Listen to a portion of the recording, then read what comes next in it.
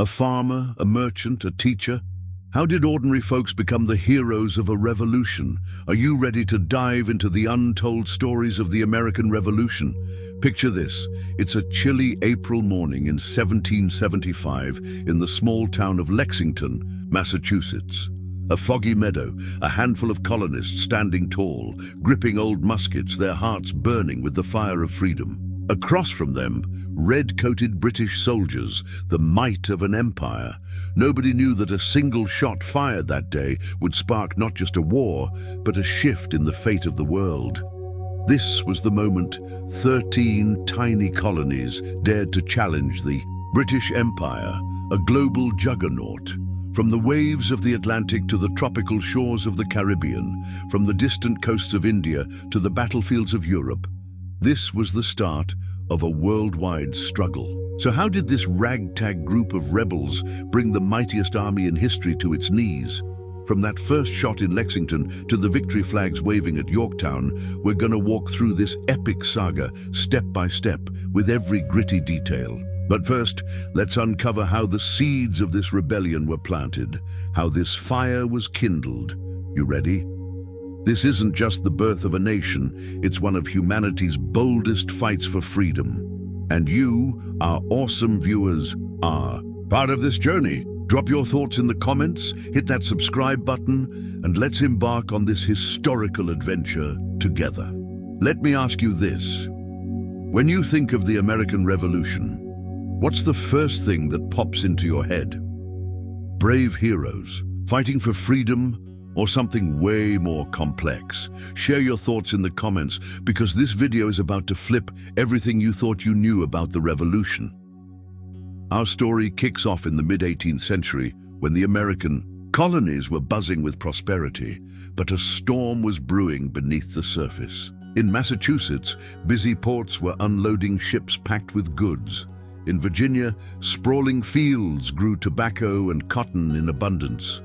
In Georgia, new settlers were planting their hopes in the warm soil. The colonies lived under the shadow of the British Crown, but that shadow was starting to feel like a chain.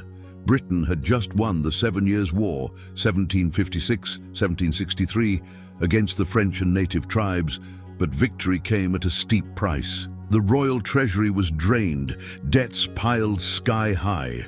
The king and his lords in London decided to make the colonies foot the bill.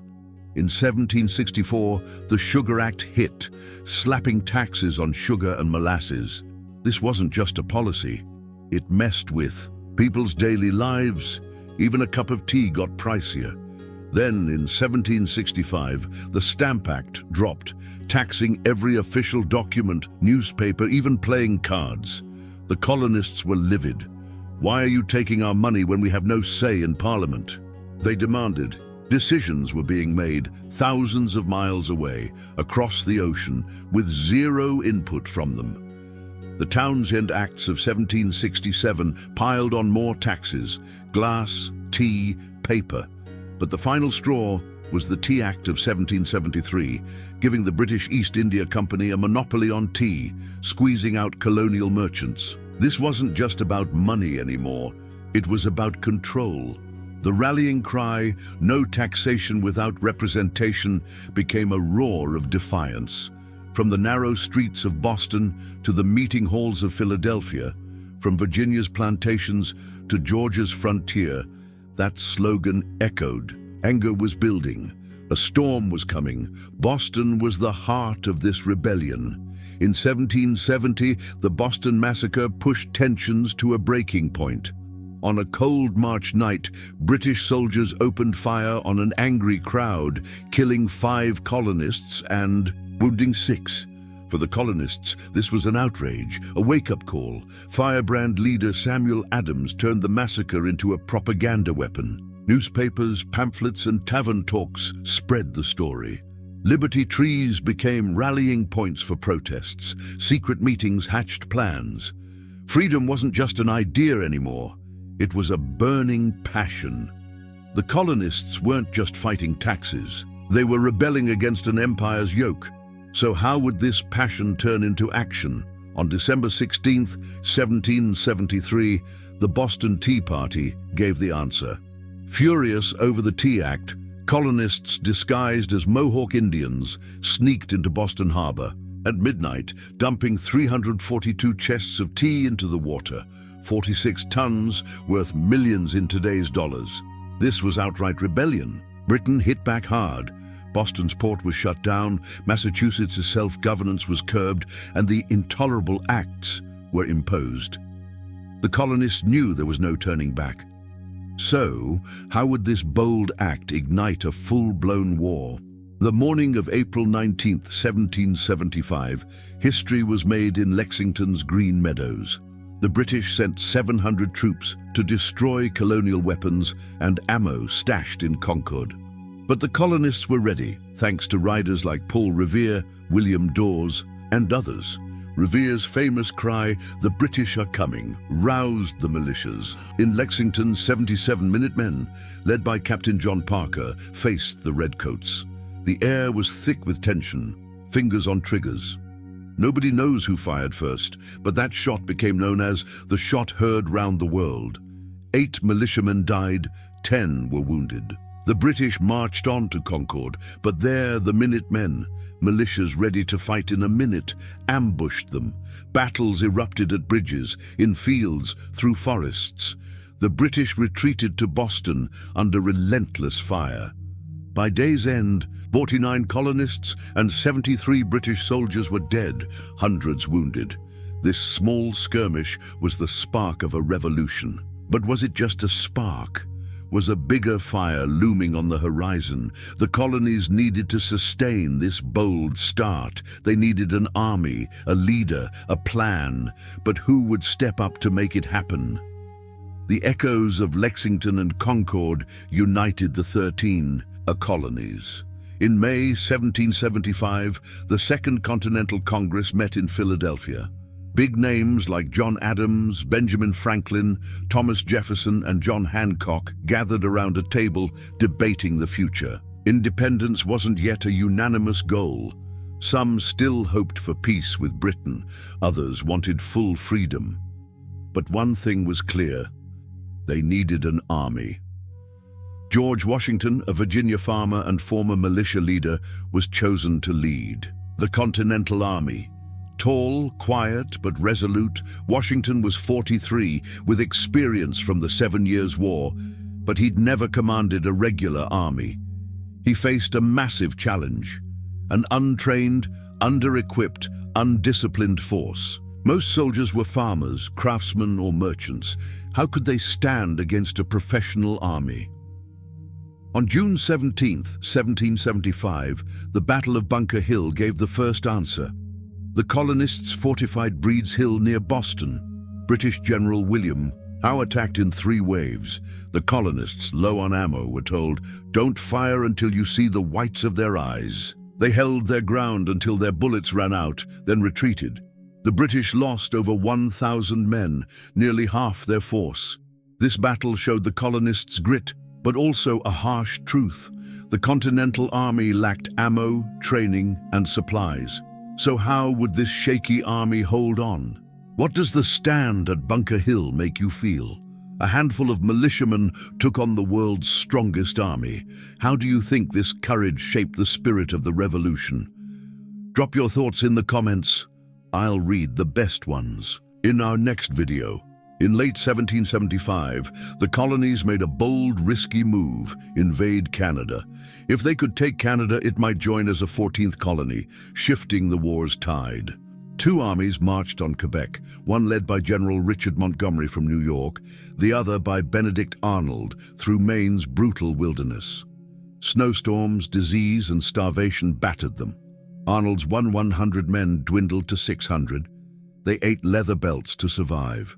On December 31, 1775, in a blinding blizzard, the attack on Quebec failed disastrously. Montgomery was killed, Arnold wounded, hundreds captured. This defeat shook the colonists' confidence, but they didn't give up. A lesser-known fact: Arnold, despite his wounds, kept the British pinned in Quebec for months, disrupting their plans for a northern invasion. So how did this setback shape the push for independence? By the summer of 1776, a game-changing moment arrived. In Philadelphia, the Continental Congress took the idea of independence seriously. Thomas Paine's pamphlet Common Sense had swept the colonies, selling hundreds of thousands of copies. Paine declared, "An island cannot rule a continent," challenging the monarchy itself. At 33, Thomas Jefferson penned the Declaration of Independence. All men are created equal. They are endowed by their Creator with certain unalienable rights, life, liberty, and the pursuit of happiness. On July 4, 1776, the Declaration was adopted. This wasn't just a document, it was a direct challenge to Britain. But could words on paper secure freedom? Washington's army had to defend this ideal on the battlefield. A fun fact: when the Declaration was read aloud in New York, the crowd toppled a statue of King George III and melted it into bullets. Yet, the Declaration's equality didn't apply to enslaved people or native tribes. So how would this army face the empire's massive power? The summer of 1776 brought a harsh answer. The British sent a colossal force to take New York. 32,000 troops, 400 ships, led by General William Howe. Washington's 19,000-man army was crushed at Brooklyn Heights. The British could have wiped them out, but didn't. In a stroke of genius, Washington evacuated his army from Manhattan under cover of fog, using fishermen's boats. It was a defeat, but a miracle too. Washington saved his army. Morale was in the gutter, though. Soldiers were barefoot, starving, hopeless. Many planned to desert when their enlistments ended. But Washington didn't quit. On Christmas night, 1776, he hatched a daring plan: cross the icy Delaware River and launch a surprise attack on the Hessian garrison in Trenton. In a snowstorm, the army crossed, captured 900 prisoners, and lost no one.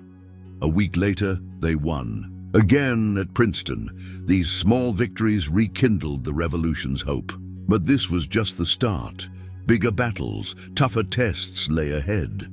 So how would this hope turn into victory? Imagine you're crossing the Delaware River with Washington's men on that freezing Christmas night. What would you be feeling? Would the fight for freedom scare you or fire you up? Share your story in the comments. I'll highlight the most gripping ones in our next video. 1777 was a make-or-break year for the revolution. The British launched a three-pronged attack. General John Burgoyne from Canada, General William Howe from New York, and Barry St. Leger from the West. Their plan was to split the colonies and crush the rebellion, but it backfired. Burgoyne's army was stopped at Saratoga by General Horatio Gates and Benedict Arnold. After two battles, September 19th and October 7th, 1777, Burgoyne surrendered. 6,000 men. This wasn't just a military win, it pulled France into the war. Benjamin Franklin had been charming Paris for years. In 1728, France signed an alliance, sending troops, ships, and cash. Spain and the Netherlands offered indirect support. The war wasn't just in America anymore. It spread to the Caribbean, Europe, and India. The British Navy was stretched thin, fighting on multiple fronts. But was this alliance a lifeline for the colonists, or were they being pulled into Europe's power games? Saratoga's lesser-known details make it even more epic. Benedict Arnold, wounded in the leg, led a heroic charge in the second battle, his finest hour before his infamous betrayal. Native tribes, especially the Iroquois, fought for the British, but American militias used guerrilla tactics in the dense forests to outmaneuver them. Hessian mercenaries, the backbone of the British army, lost morale after Saratoga. Burgoyne himself said, "The Americans didn't beat us, the forests did." Local women supplied militias with food and intel. Globally, the win sparked a chain reaction. Spain's Bernardo de Galvez captured British forts in the Gulf Coast. The Dutch traded weapons. In India, the French-backed Mysore Kingdom fought the British. A wild fact, the revolution even led to naval battles near Mauritius in the Indian Ocean. So how did this global chaos give the colonists an edge? Saratoga turned the revolution into a world war. Do you think the colonists could have won without France's help? Drop your theories in the comments. I'll dive into the best ones in our next video. The winter of 1777 to 78 was a brutal test for the Continental Army. At Valley Forge, cold, hunger, and disease killed 2,500 soldiers. Men wrapped their feet in rags, trudging through snow. Typhus and smallpox ravaged the camp, but Prussian Baron von Steuben turned this ragtag army into a fighting machine. His drills, bayonet training, and discipline rebuilt the army's spirit. By spring 1778, the army that emerged from Valley Forge was reborn. Fun fact, soldiers ate fire cakes, flour, and water mush. Martha Washington lifted morale and tended to the wounded. Von Steuben's Blue Book became the Army's training Bible. Quote, "These men are freezing for liberty." Marquis de Lafayette, a 19-year-old French noble, became Washington's adopted son. Enslaved and free black soldiers, like those in Rhode Island, joined the fight. The Oneida tribe sided with the Americans. Spies kept the British at bay, who considered but never launched an attack. In June 1778, the Battle of Monmouth showed the Army's new strength. They fought the British to a draw. The legend of Molly Pitcher firing cannons was born here. So how did this rebirth shape the war in the South? If you were at Valley Forge, facing that brutal winter, what would you do? Would you stay and fight for freedom? Share your thoughts in the comments. I'll read the most powerful ones in our next video. In 1780, the British shifted gears, targeting the southern colonies. Charleston fell in May 1780, with 5,500 American troops captured, the war's biggest defeat. But General Nathaniel Greene wore the British down with guerrilla tactics. His hit-and-run strategy drove General Cornwallis nuts. The Battle of Cowpens, January 17, 1781, led by Daniel Morgan, crushed the British Legion. Guilford Courthouse, March 15, 1781, was a technical loss, but bled the British dry. A cool fact, the Battle of Kings Mountain, October 7, 1780, a Patriot militia win broke Loyalist support. Loyalists, colonists loyal to Britain, were strong in the South, but guerrilla warfare crushed their spirit. Enslaved people promised freedom by the British fled in droves. Over 20,000 joined their ranks. Cherokee tribes allied with the British, but were defeated. Women like Lydia Darrah spied, passing critical info. Greene's quote, "We fight, we lose, we rise, and we fight again." So how did this grinding war set the stage for Yorktown? How did guerrilla tactics mess with the British so badly? Do you think these strategies would still work in modern wars? Share your ideas in the comments. I'll tackle the best ones next time. 1781 was the war's grand finale. Washington and French ally Rochambeau trapped Cornwallis at Yorktown, Virginia. The French Navy, led by Admiral de Grasse, blocked the British at Chesapeake Bay. On October 19, 1781, Cornwallis surrendered 8,000 troops. The war was effectively over. Fun fact, de Grasse's fleet sailed from the Caribbean, outsmarting British. Admiral Hood, Washington's plan shifted thanks to Rochambeau's nudge. Cornwallis said, "The world turned upside down." Women like Deborah Sampson fought disguised as men. Enslaved spies like James Armistead, Lafayette's aide, delivered game-changing intel and earned his freedom. Native tribes stayed neutral. Late in the war, but lost land. Globally, Spain reclaimed Florida. The Dutch fought in the East Indies. The tune Yankee Doodle, mocked by the British, became an American anthem after Yorktown. So how did this victory seal the peace? Picture yourself at Yorktown during the surrender. What would you feel? What does this victory for freedom mean to you? Drop your thoughts in the comments. I'll share the most moving ones next time. The American Revolution is packed with legends, but it's got hidden sides too. Freemasonry played a role. Washington and Franklin were Masons, shaping revolutionary ideas. Spy networks like the Culper Ring leaked British plans. Agent 355, an unknown woman spy, delivered critical intel. Over 100,000 enslaved people fled to the British, lured by Lord Dunmore's promise of freedom. Native tribes, hit by the Sullivan expedition, saw villages burned. Paul Revere wasn't alone. William Dawes and Samuel Prescott rode too. Benedict Arnold's betrayal was about money and pride. He tried to sell West Point. Biological warfare happened. The British didn't vaccinate for smallpox, but the American army did. Economic chaos. The continental currency tanked, sparking hyperinflation. Russia's Catherine the Great stayed neutral, but sold weapons. In India, French-backed fights raged. A wild theory. The British lost on purpose to shift their empire to Asia. So how did these hidden sides shape the revolution's legacy? Spies, biological warfare, secret societies. Which hidden side shocked you the most? Share your thoughts in the comments. I'll dive into the wildest theories next time. In 1783, the Treaty of Paris was signed. Britain recognized the 13 colonies. Independence. A new nation, the United States, was born. But what kind of future would it build? Slavery, federalism debates, and economic woes loomed. The revolution sparked the French Revolution, inspired Latin American independence, and laid democracy's foundation. But was freedom for everyone? Native tribes lost lands. Slavery persisted, a national shame. Women and the poor still waited for rights. In Europe, France's war debts triggered its own revolution. Britain retooled its empire. Latin America's Simón Bolívar drew inspiration. Franklin's quote, "A republic if you can keep it." So how did this revolution change the world? What does the revolution's legacy make you think about? Freedom, equality, but for whom? Share your reflections in the comments. I'll read the deepest ones in our next video.